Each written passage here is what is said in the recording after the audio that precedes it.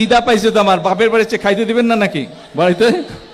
কারণ যেখানে 4 লেন প্রয়োজন নাই সেখানে যদি আমরা 4 লেন করি রাষ্ট্রের অর্থ নষ্ট হয়। ঠিক আছে না? সবকিছু করতে তো পয়সা লাগে এবং এই পয়সাটা কার? এ ভাই চুপ করতে হবে, নাহলে তোরা এক বক্তব্য দে আমি যাই। হ্যাঁ, তোরা এক বক্তব্য দে আমি যাই। চুপ, একদম চুপ। হ্যাঁ, এখন রাষ্ট্রের অর্থের কথা তো চিন্তা করতে হবে। এই এ ভাই তুই আয় আমি যাই, এত ফাল পড়তেছে। আচ্ছা, বক্তৃতা দিলে তো অনেক হচ্ছে, বিকালে আবার আরেকটা জনসভা আছে, ওখানেও বক্তৃতা দিতে হবে। হ্যাঁ, কি বলে কি বলে শুনি না।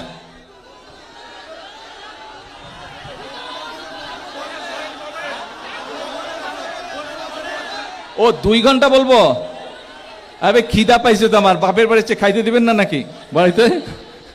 নামাজ বাকি, খাওয়া বাকি, ওই জনসভা বাকি, খালকাটা বাকি, সব বাকি, আবার ঢাকা যেতে হবে। আসবো আসবো, বলবো, কথা বলবো, বসেন। এই কলেজের কথা বলেছেন, কলেজ সরকারিকরণ, কলেজ সরকারিকরণের কথা বলছে না? হ্যাঁ, কি বলে? ডান, হয়ে গেল সরকারিকরণ। যান, বলে দিলাম ইনশাল্লাহ হয়ে গেল, ইনশাল্লাহ সরকারিকরণ হয়ে গেল। কয়েকদিনের মধ্যে কাগজ ইনশাল্লাহ চলে আসবে, সরকারিকরণ হয়ে গেল। এরপরে উপজেলা। আচ্ছা, এখন শুনেন, এখন একটা আস্তে কথা বলি। এই এলাকাটা কে আর কার এলাকা বলেন তো? শহীদ জিয়ার জন্মস্থানের, তাই না? শহীদ জিয়ার জন্মস্থান। এখন আপনাদের যেরকম আমার উপরে, শহীদ জিয়ার উপরে, খালেদা জিয়ার উপরে হক আছে, সারা বাংলাদেশের মানুষেরও তো আছে, তাই না? আমরা যদি সব এখানে করি, সারা বাংলাদেশের মানুষই তো উন্নয়ন থেকে গত 1 যুগেরও বেশি সময় ধরে বঞ্চিত। সবাইকে দিতে হবে, সব গাবতলিতে করলে হবে, বাগবাড়িতে করলে হবে?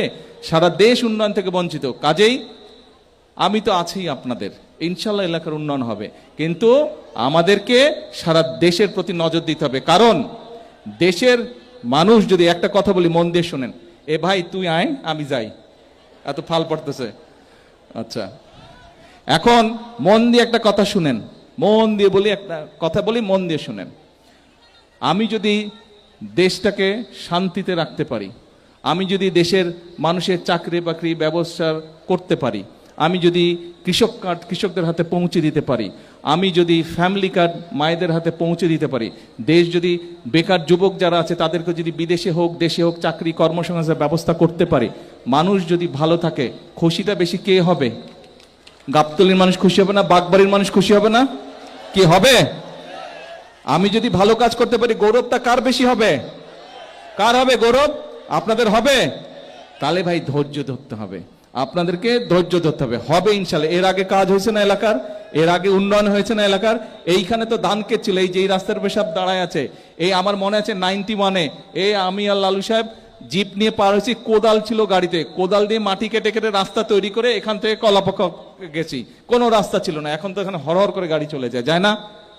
ইনশাল্লাহ। কিন্তু ধৈর্য আমাদেরকে ধরতে হবে সাময়িকভাবে। আপনারা কিন্তু বাগবাড়ির মানুষ, গাবতলীর মানুষ, সবার কথা চিন্তা করতে হবে, পুরো দেশের কথা চিন্তা